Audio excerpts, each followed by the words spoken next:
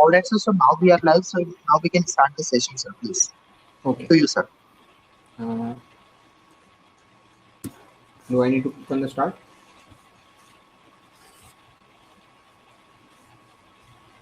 Do I need to click on the start?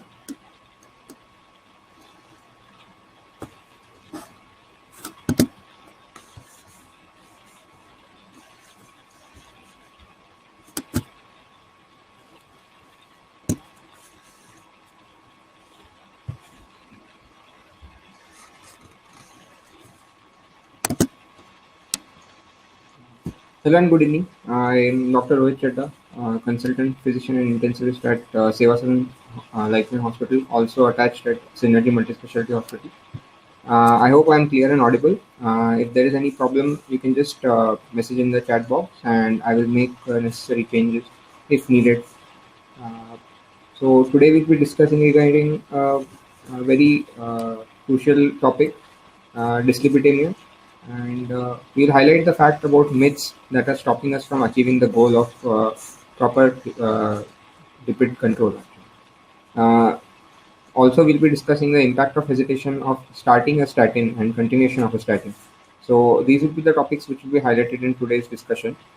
Uh, I'm open to discussions. If there is any suggestion or any question, you can mention in the chat box and we can discuss it later. Or if there is any doubt during the slide, we can discuss it then. Okay. So I will begin with my presentation right now. So regarding dyslipidemia, dyslipidemia is a complex disease which involves persistent increase in plasma concentration of cholesterol and triglycerides. It is a major risk factor for cardiovascular disease. Uh, in Indian scenario and also in all Southeast Asian scenario, dyslipidemia is a very common disease which can contribute to most heart diseases. It can also cause. It can also be a contributing factor towards hypertension. It can also be a contributing factor towards multitude of illnesses. So, in brief, in generally the three types of dyslipidemia which we discuss are hypercholesterolemia, hypertriglyceridemia, and mixed hyperlipidemia. Uh, just a brief discussion about how the etiology. So it is due to either the overproduction of a lipoprotein or due to lack of clearance or due to defects in apolipoproteins. So these are the major causes. There can also be metabolic enzyme deficiencies. Okay. In the Indian scenario, dyslipidemia is more common, which can contribute to most heart diseases. Uh, so we should know that in Indian population we are genetically predisposed due to any dyslipidemias. Major causes are basically central obesity. Also, other factors include poor hypertension and also due to poor sugar control or due to some diabetic scenario. Okay, so this genetic predisposition, along with other comorbid status like hypertension and diabetes, can lead to poor lipid control, and this dyslipidemia further causing more complications like heart diseases, myocardial infarction, or strokes. So, in the Indian scenario, overall prevalence in India, even though studied to some extent, most epidemiological data is limited to some urban studies or very small section of rural studies. So, in overall predisposition, dyslipidemia is present in about 10 to 17% of the Indian population. It is more common in the urban population, less in the rural population. Recently, studies are showing that rural populations are also equally affected by dyslipidemia, either due to some genetic predisposition. Uh, Hyperlipidemia is also common. Hypercholesteremia is also common in urban population belonging to lower socioeconomic strata.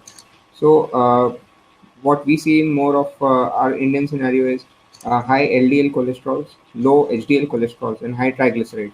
So these can be only singly present, or they can be present in all together in the same person. Okay. So if you want to distinguish regarding our urban and rural scenario, so it is seen that higher lipid abnormalities are seen in urban females, like hypercholesterolemia, hypertriglyceridemia, and there is lower incidence in rural females, but this incidence is on the rising trend rather than stagnation. In the urban males, there is again hypertriglyceridemia, but there is an increasing trend of hypercholesterolemia. So earlier studies indicated more of hypertriglyceridemia. Newer studies are showing higher incidences of hypercholesterolemia. In rural males, again, there is high incidence of LDL-C. Okay. All right. So, if you do a comparative study in the states, comparing others in different states of India, so the Fit Heart study studied prevalence of hypertriglyceridemia or hypercholesterolemia in multiple states from South India, North India, East India, and also from Central India. And their studies found out that the southern states, like South India, has a higher prevalence of hypertriglyceridemia and hypercholesterolemia. So this study found out that as we go below Maharashtra or below Karnataka, the states over there have higher prevalence of hypertriglyceridemia and hypercholesterolemia. So their suggestion in this study was major contributing factors regarding this is different dietary habits, different consumption habits, even dietary habits, including rice forming a major part of the diet, the cooking oils which form a major part of the diet. So multiple factors which contribute to states like Kerala, Goa, Tamil Nadu having higher incidence of triglyceridemia compared to other states.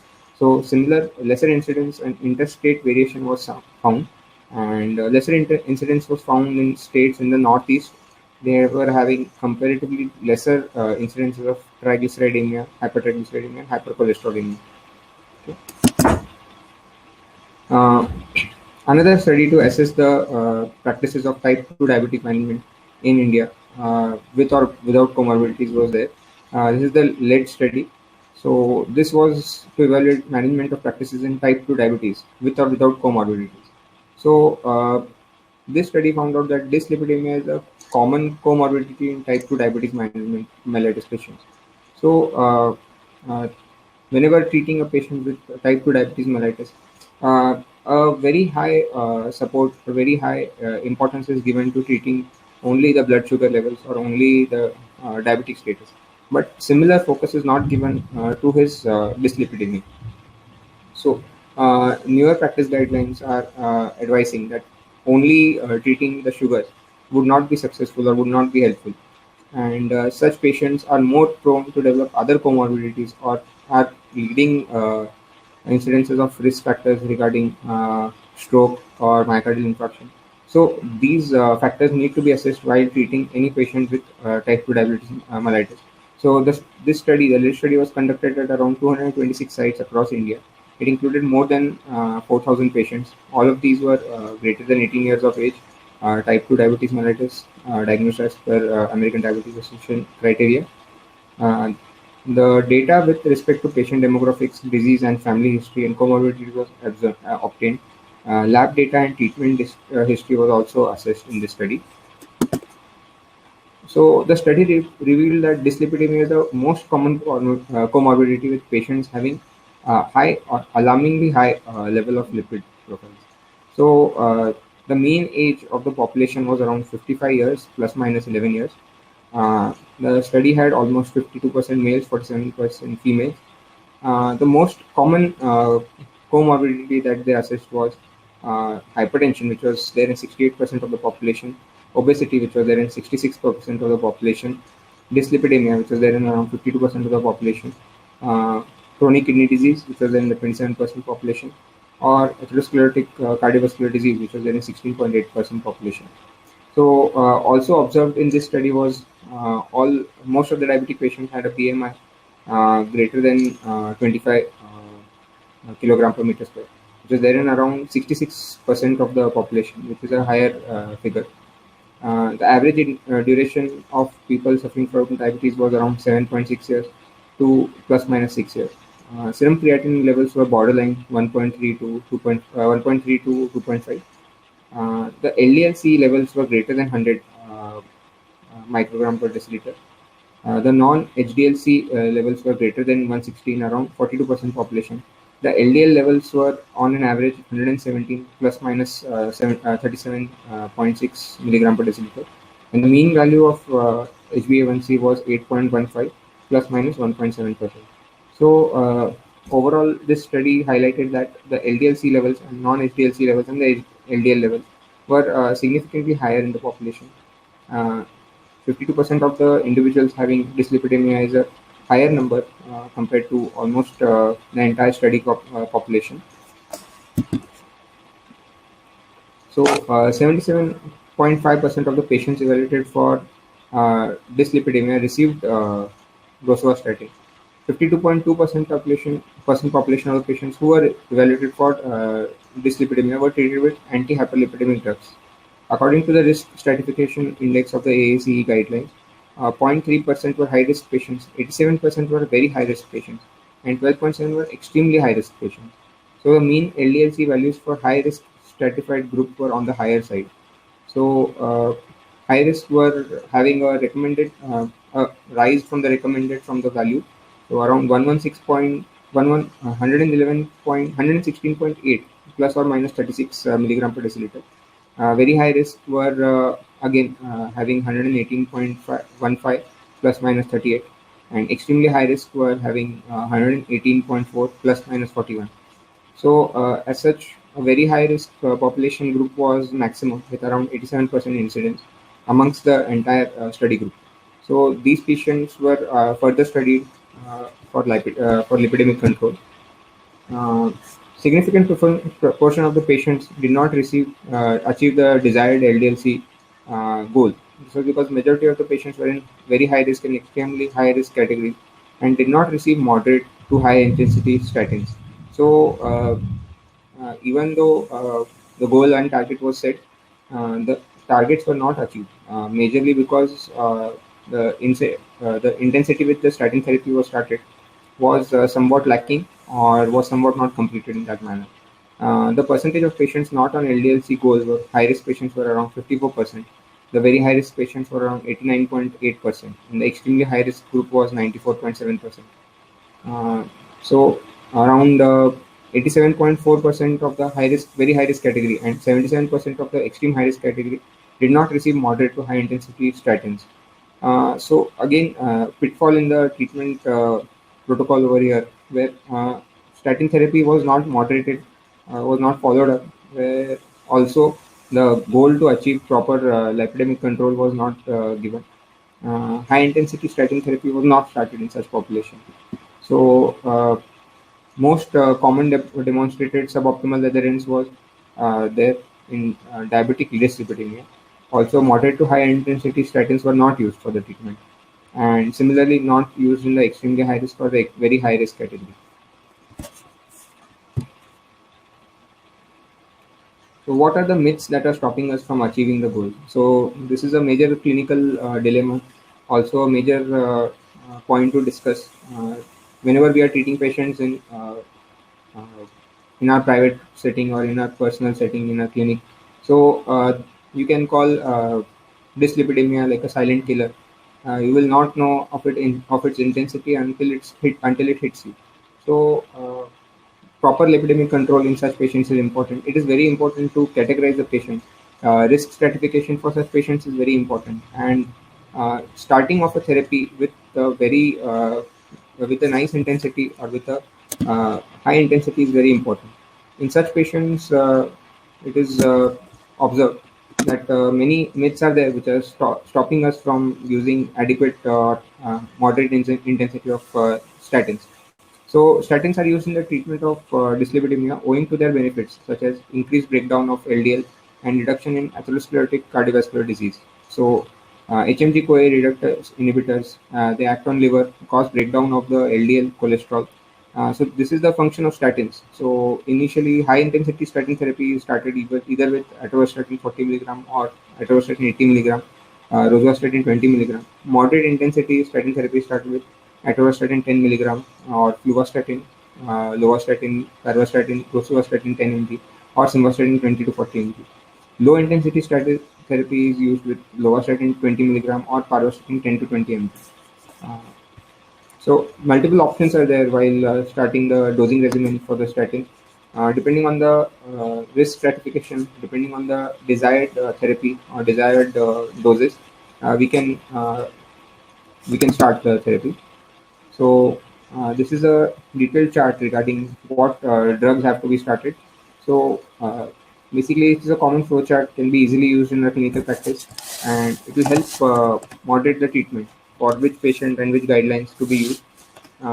So treatment is always initiated based on the risk of atherosclerotic cardiovascular disease. Uh, in most patients with atherosclerotic cardiovascular disease, as an initial role of initial management guideline, only statins in a sole treatment is sufficient. Later on, we have to add other options. So dyslipidemic agents with statin therapy are the first line of treatment. Other treatment managements can be added later on. So the lesser invasive treatment or uh, lifestyle therapy also make a major role, but start of a statin earlier or start of a statin initially will always help in such treatment. So, as per the 2018 ACC or AHA blood cholesterol guideline, risk assessment for treatment decision, the statin therapy has low absolute risk of adverse effects compared to its benefit. So, whenever starting any therapy, it's always important to consider the risk versus the benefit ratio. So, in case of statin, the risk protocol or the risk part is at the lower end, and the benefit part is at the higher end. So, always it is beneficial to start statins, and the risk protocol or the risk part is very low. So it is always beneficial to start a statin at the earliest, rather than wait for the cardiovascular risk to increase. There is another issue is exaggerated side effect claims which cause underuse or which cause some dilemma in the starting of statin therapy. Similarly, side effects can be treated concurrently with the therapy. Side effect profile can be managed, but cardiovascular disease, which is ongoing process, which is a never-ending process, tackling that would become a major issue compared to stopping the side effect profile. So, owing to a low attributable risk or owing to a low risk of adverse event, it's always beneficial to start on a low to moderate intensity statin and for a longer risk rather than face the side effects of cardiovascular disease. So the common over-assumed threats or over-assumed common complications with treatment of statins is as follows, which is nicely depicted in this slide. So it depicts that many patients stop use of statins owing to the risk of muscle pain or some weakness component, risk of diabetes. Many patients indicate that it is a younger age group should not be started on a statin. Many practitioners feel like dementia or any elevated liver enzymes on starting of statin therapy can be a major complication. But these are more of myths, and these need to be addressed. These need to be addressed with a common patient which we are seeing nowadays. So our patients today are well educated. They read the effects of side effect profile earlier, and always have a question regarding use of statin. So for them also, statin is for them it is like dyslipidemia is more of a illness which is there on paper. So they will not understand the risk unless we explain the risk to them. Many of them will have a dilemma that why such a drug is being started, why such a drug is needed. They will read about the side effect profile, and they will be very much hesitant to start the therapy. So we need to address their risks, we need to address their concerns, we need to address their myths, and we need to put their mind at ease before starting of this therapy. We need to explain to them that starting this therapy will prove more beneficial and will have lesser risk effects in the future. So, the muscle symptoms which are associated with statins are usually called statins associated muscle symptoms. These are common yet over reported side effects. So, they usually present as myalgia, myopathy, or myositis with elevated creatine kinase or rhabdomyolysis. Rhabdomyolysis with statins is a rare overall reported incidence, and fatal rhabdomyolysis deaths are 1.5 in 1 lakh prescriptions, which is a very much higher incident, which is a very much lower incidence compared to the cardiovascular deaths in a 1 lakh population not receiving statin. So, such statin associated muscle symptom preferred the prevalence differs from statin classes. and lipophilic statins have highest risk compared to the hydrophilic statin. Concomitant use of statins with drugs metabolized via same enzymes increase the chances. For example, multiple therapy or treatment with multiple drugs which have metabolism associated with the liver can increase the chances of the muscle symptoms associated. Other risk factors include risk of history of myopathy, other lipid-lowering therapy or double drugs which are being concurrently used, history of unexplained cramps, history of creatine kinase elevation, and untreated hypothyroidism. So, rather than labeling any muscle attributed risk of statin, other causes need to be evaluated concurrently rather than labeling it with just the statin associated muscle symptoms. Yeah. Association of myalgia and statin use is not so bad with much lower intensity of pain and with moderate intensity of statins. So frequently it is associated with statin use can occur without creatine kinase elevation. Incidence is from 1 to 25% with powerful statin. So always while starting the statin therapy, our goal should be to start moderate intensity or low intensity statins and a long-term therapy rather than a high intensity statin and a short-term therapy. So that would help more. So the treatment of myalgia is simple. Uh, it takes time to explain to the patient, to explain what symptoms are he's being faced and what treatment needs to be started for the same. So there are two. The approach to this relates to creatine kinase elevation. If creatine kinase is less than 4 times the upper normal limit, so in these cases we need to discontinue therapy for 2 weeks. We should watch for the symptoms. If the symptoms improve, we can continue with the statin therapy. Albeit a lower dose would be advised. If the symptoms remain unchanged, we need to change the statin. If symptoms are no longer occurring, we can continue. If symptoms reoccur, we can determine the higher tolerated dose, and or we can change the statin class. We can also consider alternating the dosages or alternating the statin class in such patients. If similarly the case is where creatine kinase elevation is 4 times upper normal limit, we could discontinue the therapy for around a period of 1 month. Again, determine the higher tolerated doses, or change the starting, or start with a lower dose of statin. So, achieving the LDLC treatment goal can be the main priority, and we can start combination therapy with ezetimibe in such cases where we are not getting the targeted therapy. Also, coenzyme Q10 supplementation can be used as a complementary approach for statin-induced myopathy. So, coenzyme Q10 can help overcome these side effects, and that will help treatment continuation with the statin.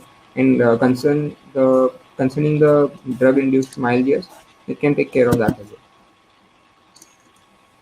So, this chart explains what treating the myalgia, what all drugs can be used, and how to proceed with the same. Just like in the previous chart, it can be based on the creatine kinase elevation, and we can consider non-statin drugs at the end if not continued. So as I had discussed earlier, ezetimibe can be used as a add-on therapy in this.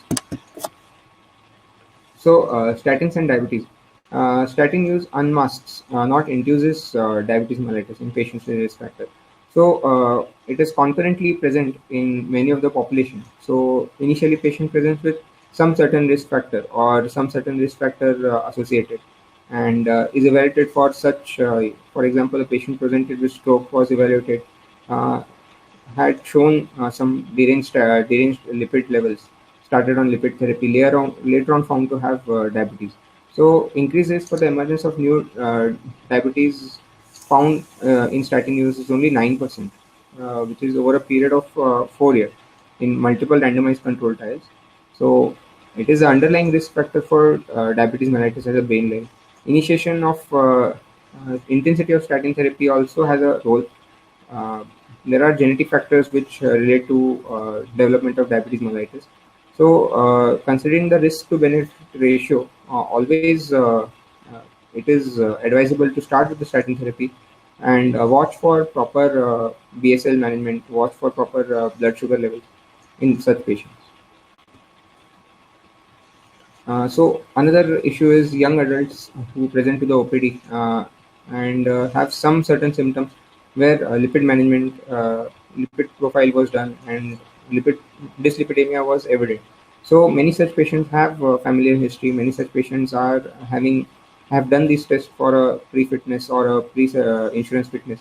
So all such patients need to be evaluated constantly.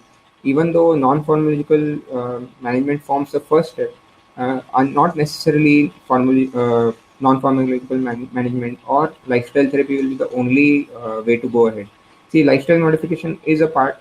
However, if uh, only on lifestyle modification this risk factor is not addressed, cardiovascular disease risk will proceed further. So, to keep this cardiovascular risk at check, uh, lower dose of statin therapy is always advisable in such patients. Uh, so, non-pharmacological management of dyslipidemia with lifestyle management is a frequently considered option, particularly in age group 30 to 40. So, coronary heart disease is extremely complex cascade of events. It can be prevented simply with a reduction of cholesterol through diet. It is essential to consider a drug therapy if the patient does not achieve the targets after 3 months. So, a 3 month trial can be given with just a non-pharmacological management, and even after 3 months on a follow-up, if this approach has not succeeded or if this approach is unsuccessful in achieving the desired cholesterol level, treatment of these elevated cholesterols or these dyslipidemia has to be started to prevent premature coronary heart disease as well as cardiovascular disease. So, earlier initiation with low dose statins will always help in such group of patients. Adhering such population to this drug group could require proper counseling. It would need proper explanation of risk factors, proper explanation of cardiovascular disease risk, proper explanation of coronary heart disease. So, in educated groups, it is easier to convince just on basis of proper counseling and explaining further risk of heart disease. So, other myth or other concern related to starting of a statin is uh, induction of memory loss or dementia due to statin. There are no consistent findings about use of statins and memory impairment. So, multiple randomized control trials were done, and such findings were found inconsistent. Long-term status is instead is having a better improved memory in much studies.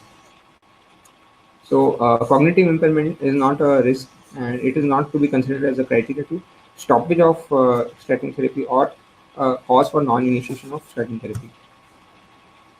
Uh, though reported as a side effect, statins actually have shown to decrease the risk of dementia. It has also been shown to decrease the risk of dementia, Alzheimer's, and improve cognitive impairment in such cases. The current literature supports the hypothesis that statins are potentially responsible for both reversible short-term cognitive impairment as well as decreased risk of dementia. So this risk factor needs to be addressed, and such population needs to be explained that such a risk factor does not exist. Statins and cancer. It has proven to be a myth based on current literature, which shows that no effect of statins on various cancers.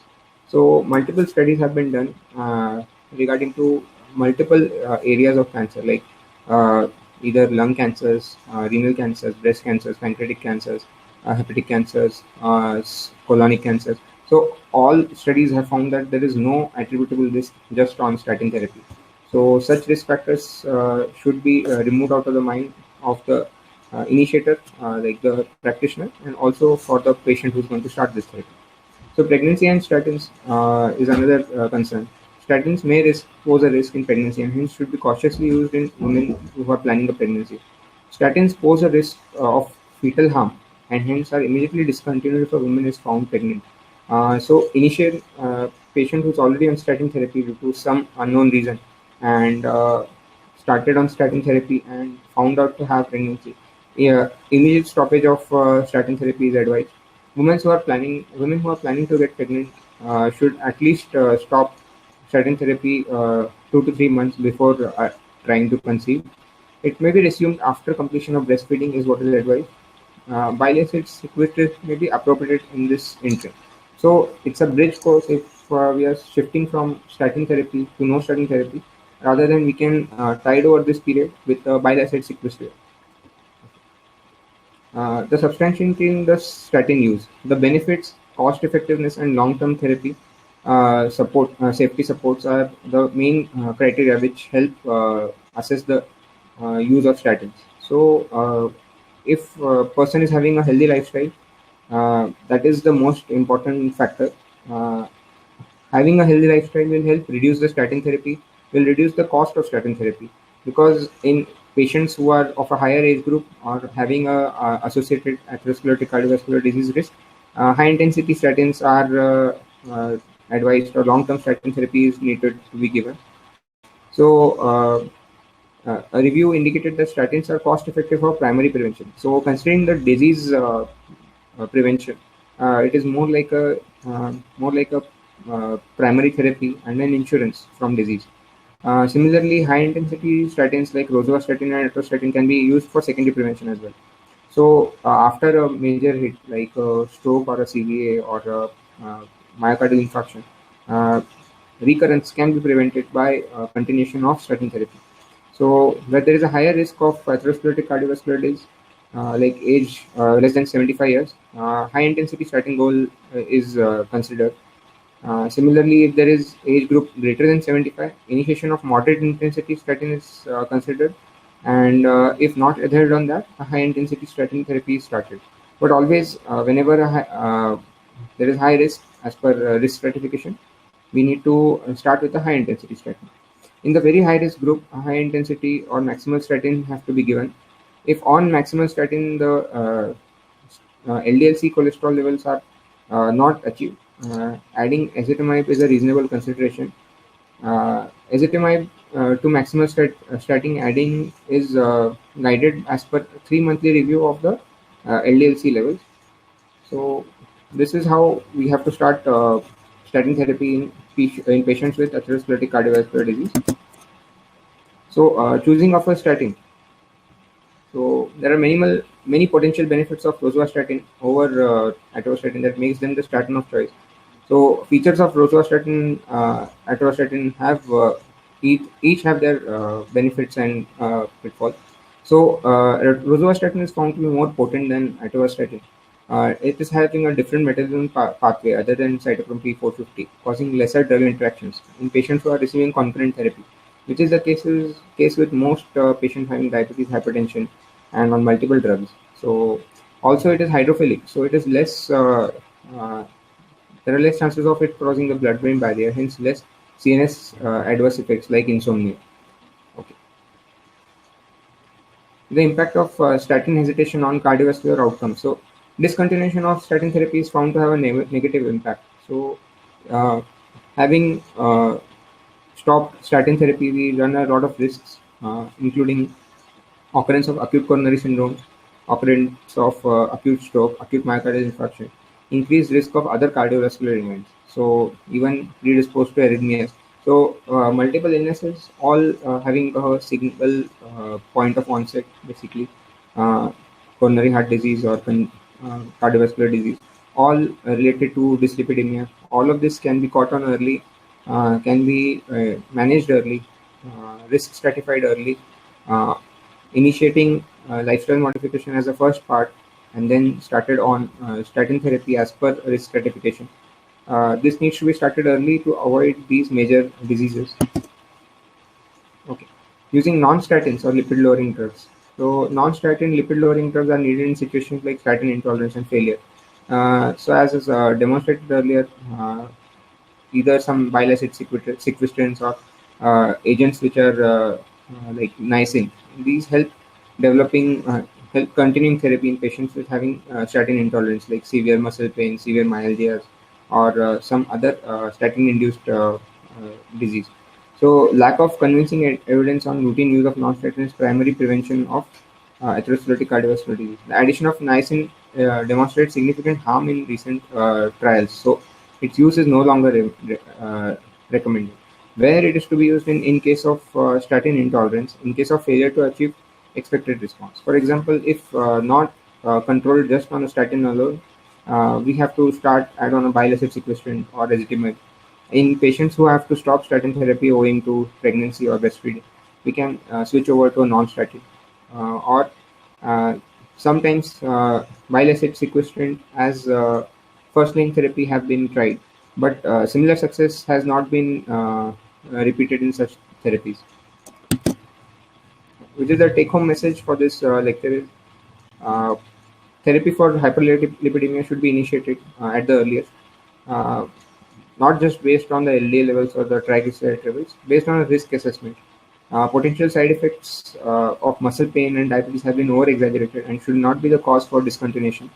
Discontinuation of statin is more risky and increases the risk of cardiovascular risk for the patient.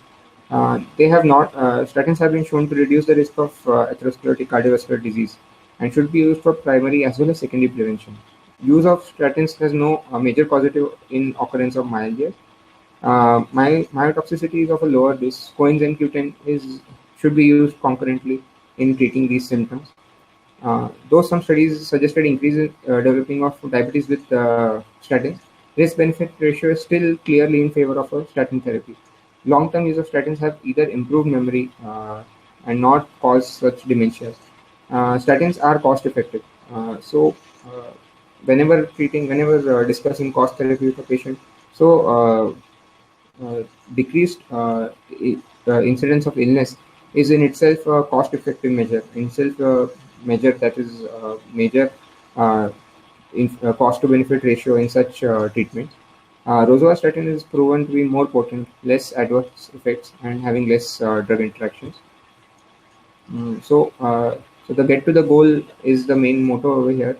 Optimal treatment should be there as per risk stratification because definitely benefits outweigh the risks, and I would suggest all of you to try to implement the same. And I'm open to any questions now if you have any. I would like to also thank for the presentation. Any questions?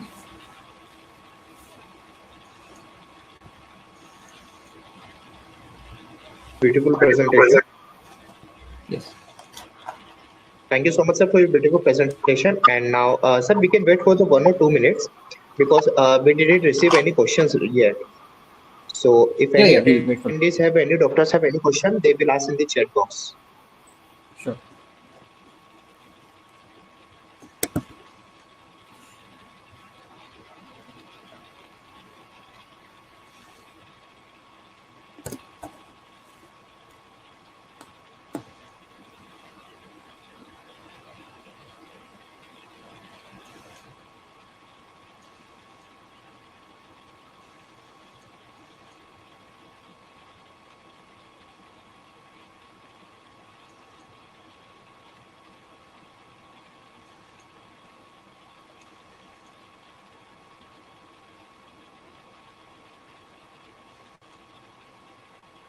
So, sir, maybe there is no more questions. There is no questions. So, thank you so much, sir, for giving us your valuable time and making this evening, sir, this informative. Thank you so much, sir. I would like to thank the team and Dr. Reddy and Rosette for the opportunity. Thanks a lot. Thank you, sir. Okay.